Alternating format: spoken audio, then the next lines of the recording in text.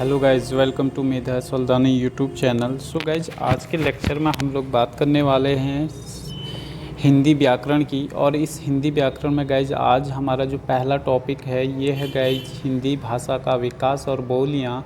अक्सर एग्ज़ाम में यहाँ से क्वेश्चन पूछा जाता है।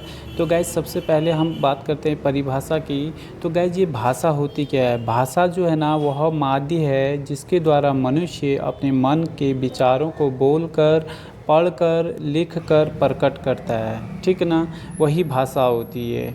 आगे बात करते हैं भाषा जो है ना एक तो संचार का सबसे प्राथमिक वाहन ऑब्लिक साधन है।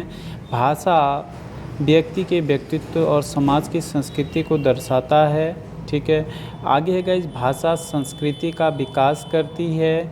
भारतीय भाषाओं की जननी किसको बोला जाता है? पॉइंट इम्पोर्टेंट है गाइस। तो संस्कृत को, और सबसे पहले बोली जाने वाली भाषा भी गाइस संस्कृत है। तो याद रखिएगा, सबसे पहले हिंदी भाषा का प्रयोग आमिर खुसरो ने जो है तोता ए हिंद में किया था। इसमें हिंदी या हिंदवी नाम इन्होंने इसे दिया था। आगे बात करते हैं गाइस, भाषा जो है प्रतीकात्मक है। ठीक है ना, और भाषा ध्वनिमय भी है और भाषा का संबंध मनुष्य से ही है। ठीक, आगे गाइस ये सीरीज़ भी काफ़ी इंपॉर्टेंट होने वाली है। अब जन्म से रिलेटेड क्वेश्चन है। सबसे पहले संस्कृत का विकास हुआ, सबसे प्राचीन भाषा भी आप इसे बोल सकते हैं। और भारतीय इतिहास में भी इन चीज़ों को हम समझेंगे। तो टाइम पीरियड है इसका 1500 ईस्वी पूर्व से लेके 500 ईस्वी पूर्व तक वैदिक और सामान्य भाषा। ठीक, पाली है अगली 500 ईस्वी से 1000 ईस्वी तक गौतम बुद्ध के उपदेश आपको इस भाषा में मिल जाएंगे। प्राकृत भाषा 1 ईस्वी से 500 ईस्वी तक महावीर स्वामी जैन धर्म के तीर्थंकर थे, 24वें तीर्थंकर। तो आप इतिहास पढ़ेंगे तो वहाँ पर समझ में आएगा। अपभ्रंश का अर्थ होता है टूटी फूटी भाषा, जो ऊपर से चली आ रही ये भाषाएं, इसी का टूटा फूटा रूप। तो गाइज ये 500 ईस्वी से 1000 ईस्वी तक और शब्दों का परिवर्तन होना या टूटना, इसे बोलते हैं अपभ्रंश। और हिंदी का 1000 ईस्वी से वर्तमान तक जो है हिंदी का विकास जारी है। सो गाइज ये जो टॉपिक है ना, आप अगर यूट्यूब चैनल मेधा सुल्तानी से पढ़ रहे हैं ना, तो इसके बाद आपको कोई भी एक्स्ट्रा बुक पढ़ने की ज़रूरत नहीं पड़ेगी। बशर्ते आपको लेक्चर को 2 बार कम से कम देखना है और साथ में नोट्स ज़रूर बनाना है। अगर आपने काम कर लिया ना, डेफिनेटली आपको ना तो हिंदी की कोई बुक पढ़ने की ज़रूरत पड़ेगी, ना ही जो भी सब्जेक्ट यहाँ पर पढ़ाया जाएगा पूरा डीप स्टडी पढ़ाया जाएगा। इसके अलावा अगर आप फेसबुक पे हमसे नहीं जुड़े हैं तो मेधा एस हल्द्वानी फेसबुक पर जाके आप सर्च कीजिए ऊपर मेधा एस हल्द्वानी फेसबुक पेज। तो गाइज वहाँ पर भी आप जुड़ जाइए, वहाँ पर आपको ऐसे नोट से सैंपल लगातार मिलते रहेंगे। ठीक है ना, इसके अलावा जो गाइज अगर आगे बात करें इंस्टाग्राम की, तो आप मेधा एस हल्द्वानी इंस्टाग्राम पे भी जो है ना हमसे जुड़ सकते हैं। चलिए गाइज आगे बात करते हैं। जो हिंदी का उदय है ये अपभ्रंश भाषा से ही हुआ है। और जो प्रमुख तथ्य हैं इसमें बात करते हैं। भारत में 4 भाषा परिवार हैं। पहला है भारोपी, लगभग 73% हिंदी यहाँ बोली जाती है। दूसरा है द्रविड़ 25%, तीसरा आस्ट्रिक 1.3% और चौथा है गाइज चीनी या तिब्बती 0.7% के साथ में। आगे है गाइज भारत में सर्वाधिक जो है ना 56% लोग जो है हिंदी बोलते हैं। और दूसरा स्थान आता है बंगाली का, यानी कि बंगाली भाषा का। और भारत में सर्वाधिक जो अब विश्व की बात करते हैं। विश्व में जो सर्वाधिक बोले जाने वाली भाषाएं हैं ना, इनका जो डाटा है, मंदारिन सबसे अधिक बोली जाने वाली भाषा है। ये चीन की भाषा है, लगभग 14.1% इसका डाटा है। इसके बाद सेकेंड नंबर में आता है स्पेनिश 5.85% के साथ। थर्ड नंबर पर आता है गाइज अंग्रेजी 5.52% के साथ। और चौथे नंबर पर आता है हिंदी 4.46% के साथ में। आगे बात करते हैं गाइज फिर से इम्पोर्टेंट फैक्ट की। ठीक है, तो गाइज इसमें जो बात कर रहे हैं हिंदी को जो राजकीय भाषा का दर्जा है ये कब दिया गया? तो गाइज ये दिया गया 26 जनवरी 1965 को। हालांकि हिंदी दिवस हम लोग कब मनाते हैं? तो गाइज 14 सितंबर को मनाते हैं हिंदी दिवस। याद रखना कब मनाते हैं हिंदी दिवस? तो 14 सितंबर को मनाते हैं। इसके अलावा गाइज हिंदी शब्द मूलतः जो है ना फारसी भाषा का शब्द है, न कि हिंदी भाषा का है। यूके SSS एग्ज़ाम में क्वेश्चन पूछा गया था, इसलिए भी ये इम्पोर्टेंट है। और गाइज ये जो हिंदी यहाँ पर पढ़ाई जा रही है, ये जो है आपके प्रत्येक स्टेट का जो भी आयोग है वहाँ से जो है ये पूछेगा क्वेश्चन, तो ये पूरा कवर करने वाला है। इसके अलावा गाइज ये जो है स्टेट पीसीएस में भी काम आने वाला है और स्टेट के जितने भी आयोग हैं वहाँ पर भी ये है। इसके अलावा जो है गाइज अगला जो है इसका विकास क्रम हिंदी का कैसे हुआ। सबसे पहले संस्कृत भाषा का विकास होता है, फिर पाली भाषा का, देन प्राकृत भाषा, देन अपभ्रंश और देन हिंदी का विकास होता है। कभी कभार आपको ये सीरियल नंबर में सेट करने को भी पूछा जाता है। तो गाइज इसलिए जो है इसको आपको याद रखना है। ये बेसिक सी बातें अभी आपको बताई जा रही हैं। आगे बात करते हैं गाइज, भाषा तो हमने समझ लिया, बोली क्या होती है। तो बोली एक सीमित ऑब्लिक छोटे छोटे क्षेत्र में बोले जाने वाली भाषा ही बोली कहलाती है। एक लिमिट रहता है, एक कायदा, एक दायरा इसका रहता है, तो वहाँ पर ये बोली जाती है। आगे है गाइज, बोली में साहित्य की रचना नहीं होती है, लेकिन अपवाद है रामचरितमानस, ये अवधी भाषा में ये लिखी गई है। आगे अवधी भाषा क्यों हम इसे बोल रहे हैं इसको भी समझते हैं। पहले तो बोली बोला बात करते हैं। अगर किसी बोली में साहित्य की रचना होने लगती है ना और उस क्षेत्र का वैसे ही विकास हो जाता है तो वह बोली न रहकर क्या बन जाती है, उपभाषा बन जाती है। तो सबसे छोटी होती है बोली, फिर उपभाषा और फिर क्या होती है, भाषा होती है। तो ये सीरीज़ को भी आपको याद रखना है गाइज, ये काफ़ी इम्पोर्टेंट है। इसके अलावा गाइज अगर आप अभी तक संस्थान के यूट्यूब चैनल को सब्सक्राइब नहीं किया तो प्लीज़ आप इसे सब्सक्राइब कर लें।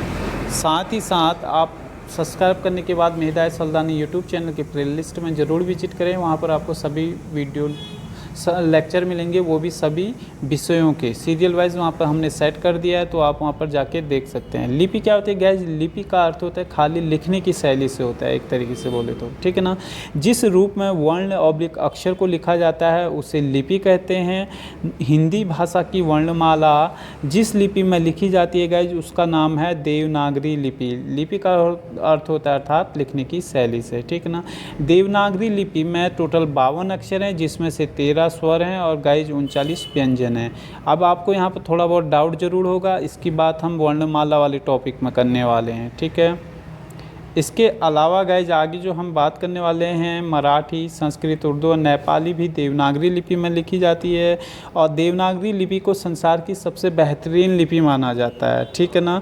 आगे है गाइज जो अन्य तथ्य हैं इन्हें भी हमें देखना है और ये भी एग्ज़ाम पॉइंट ऑफ व्यू से काफ़ी इंपॉर्टेंट हैं। तो जो सबसे प्राचीन लिपि मानी जाती है ये मानी जाती है ब्राह्मी लिपि। और गाइज अगर वेद हम पढ़ेंगे तो वहाँ पर भी इस लिपि के बारे में हम जानेंगे भारतीय इतिहास में। पंजाबी भाषा की लिपि को नाम दिया गया है गुरुमुखी लिपि। और हिंदी जो है ना प्राकृत तथा अपभ्रंश के माध्यम से संस्कृत की सीधी वंशज है तथा यह द्रविड़ियन, तुर्की, अरबी, फारसी, पुर्तगाली तथा अंग्रेजी द्वारा प्रभावित और समृद्ध की गई एक भाषा है। सो गाइज फारसी भाषा का जो है एक रूप था, पहले हमने पढ़ा था, ठीक है ना। आगे बात करते हैं गाइस, सर्वप्रथम जो है एक अंग्रेज़ प्रशासनिक अधिकारी हैं जॉर्ज अब्राहम गिरियंसन इनका नाम है। इन्होंने 1927 में भारतीय भाषा सर्वेक्षण एक लिंग्विस्टिक सर्वे ऑफ इंडिया पुस्तक में बताया कि जो हिंदी की उपभाषाओं की बोलियों का इन्होंने जो है यहाँ पर वर्गीकरण किया है, कुल बताएं तो हिंदी की जो भाषाएं हैं उनकी उपभाषाओं का जो है गाइस यहाँ पर वर्गीकरण जो है इनके द्वारा किया गया है, ठीक है ना।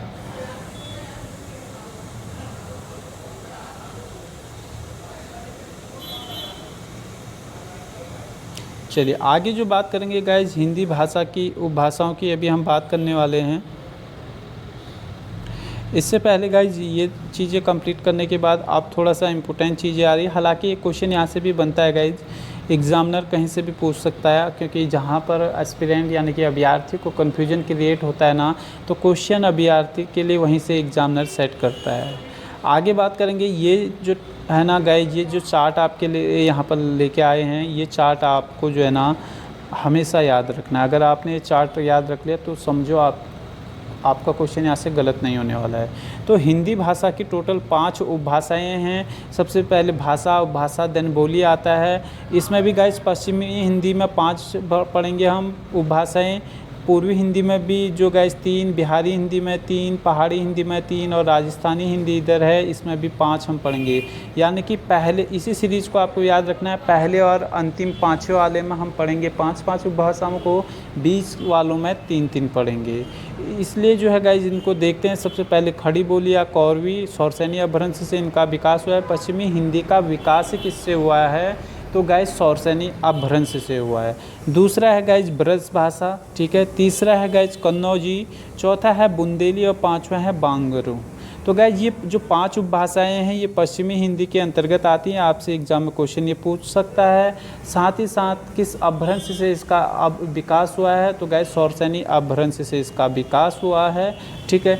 गाइज एक एस्पिरेंट है, उन्होंने पूछा था हमें कि सर आप बोर्ड पर क्यों नहीं पढ़ाते हैं। सो गाइज बोर्ड पर पढ़वाने का कोई बड़ा इशू नहीं है, बहुत सारे जो हैं उसमें हम आपको बताते हैं। सबसे पहले क्या होता है कि वहाँ पर समय ज़्यादा लगता है, ठीक है ना।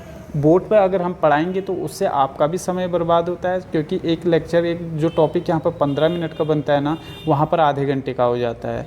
तो गाइज यही डिफरेंस है। साथ पे साथ गाइज इंटरनेट आप लोगों का ज़्यादा यूज होगा, उसको जो है देखने में ज़्यादा यूज होगा। साथ ही साथ यहाँ पर सबसे बड़े जो बेनिफिट आपको मिलेगा, जैसे नोट्स हमने लेक्चर में बनाए ना, ऐसे ही शॉर्ट नोट्स आप बना सकते हैं। तो इसलिए जो है गाइज हम लोग जो है इस PDF फाइल्स के थ्रू जो है आपको पढ़ाने का प्रयास कर रहे हैं, ठीक है ना। आगे जब लाइव क्लासेस हम लोग लाएंगे ना, तब तो ऑब्वियसली बात है कि हमें वाइट बोर्ड का प्रयोग करना ही पड़ेगा। अभी फ़िलहाल हम नहीं करना चाह रहे हैं, बिकॉज ऑफ हम चाहते हैं कि लेक्चर जितना छोटा हो, जितना अच्छा हो, जितनी जल्दी एस्पिरेंट के समझ में आ जाए वो बेटर है, ठीक है। इसलिए जो है गाइज बोर्ड के सामने हम जो है अभी पढ़ाना स्टार्ट नहीं कर रहे हैं। उसका यही कारण है कि एक तो टाइम टेकन प्रोसेस है, प्लस इंटरनेट का आप लोगों का सबसे बड़ा इशू आएगा कि इंटरनेट आप लोगों का ज़्यादा होगा, क्योंकि वो डाटा जो साइज़ होगा उसका वो ज़्यादा बड़ा साइज़ रहता है कंपेयर टू इसकी, यानी कि 2 गुना हो जाता है कुल मिला के, आप ये मानिए, ठीक है। तो पश्चिमी हिंदी की 5 उपभाषाएं हमने पढ़ी। अब बात करेंगे पूर्वी हिंदी की, तो इसका विकास हुआ है गाइज अर्ध मागधी अपभ्रंश से, और ये है गाइज अवधी भाषा इसमें आएगी, अवधी उपभाषा, बघेली और छत्तीसगढ़ी 3 इसमें आएंगी। क्लियर हो गया ना। अच्छा, आगे आएगा गाइज बिहारी हिंदी। तो बिहारी हिंदी में जो विकास हुआ है बिहारी हिंदी का मागधी अपभ्रंश से हुआ है। इसमें भी 3 उपभाषाएं हैं, भोजपुरी, मगही और मैथिली। और आगे है गाइज पहाड़ी हिंदी, चौथे नंबर पर खस सौरसेनी अपभ्रंश से इसका विकास हुआ है। इसमें भी 3 उपभाषाएं आप मान सकते हैं, कुल्लई, गढ़वाली और कुमाऊनी ये होंगी। इसके अलावा जो गाइज अब जो है आगे हम बात करने वाले हैं ये है राजस्थानी हिंदी। इसको आप नोट डाउन कर लीजिएगा, क्योंकि ये यहाँ पर क्लियर दिख नहीं रहा है, इसलिए आपको ये नोट डाउन करना पड़ेगा। तो गाइज इसका विकास भी जो है ना सौरसेनी अपभ्रंश से ही हुआ है। इसमें जयपुरी, निमाड़ी, मालवी, मारवाड़ी और भीली ये 5 उपभाषाएँ इसमें शामिल की गई हैं। इसके अलावा जो है गाइज आगे हम इनको एलाबोरेट किए हुए हैं, इनको देखते हैं। सबसे पहले पश्चिमी हिंदी की बात करेंगे। 5 उपभाषाएं इसमें शामिल हैं। तो इसका विकास खड़ी बोली से हुआ है। हालांकि इसमें जो है खड़ी बोली सबसे पहले हमने पढ़ा था या कौरवी से बोला था। इसका उद्भव या विकास जो है सौरसेनी अपभ्रंश से हुआ था। अब इसकी बात करते हैं अन्य नाम की। तो गाइज इसके जो अन्य नाम है कौरवी, नागरी, सर हिंदी या हिंदी से बोलते हैं। अच्छा, इसका क्षेत्र क्या है, तो इसका क्षेत्र है सहारनपुर, देहरादून का मैदानी भाग, मेरठ, बिजनौर, रामपुर, मुजफ्फरनगर, मुरादाबाद और दिल्ली का कुछ हिस्सा यहाँ पर ये बोला जाता है। क्या इसकी विशेषताएं हैं, तो गाइज इसमें हिंदी में जो नौ है ना ये अणों में परिवर्तित हो जाता है। जैसे हम लोग सुनना नॉर्मल बोलते हैं, ये यहाँ की भाषा में सुनना हो जाता है। हिंदी का आई और औ, ए और ओ में कन्वर्ट होता है, हे में कन्वर्ट होता है, और को ये और बोलते हैं, और बता बोलते हैं, ठीक है ना।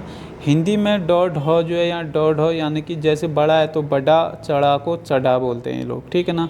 तो गाइज ये था आपका। अगला जो हमारा आएगा अब ये आएगा ब्रज भाषा। ब्रज भाषा का उद्भव भी सौरसेनी अपभ्रंश से हुआ है। पश्चिमी हिंदी का ही ये उपभाषा ये है। इसके प्रसिद्ध कवि हैं गए सूरदास, भूषण, रहीमदास, रसकांत, बिहारी, देव रत्न, कवि रत्न। टोटल मिला के आप बोल सकते हैं क्या है, अष्टछाप कवि इसमें है, ठीक है ना। अगर बात करें इसके क्षेत्र की, तो गाइज इसमें जो क्षेत्र है इसमें आएगा अलीगढ़, मथुरा, आगरा, हाथरस, फिरोजाबाद, एटा, बदायूं, मैनपुरी, बरेली आदि का क्षेत्र है। अन्य नाम की बात करें गाइज जो इसका बजरी, ब्रिज की, मणिमाधुरी, नाग भाषा आदि जो है इसके अन्य नाम हैं। सो गाइस इसी में जो है अगली भाषा पश्चिमी हिंदी में अभी पहले इसकी विशेषताएं पढ़ेंगे ब्रज भाषा की, इसके बाद आगे अन्य उपभाषाओं को कवर करेंगे। आगे बात करते हैं गाइस गंगा और यमुना के मध्य क्षेत्र की भाषा होने के कारण डॉक्टर गिरियत्सन ने इसे अंतर्वेदी नाम दिया है।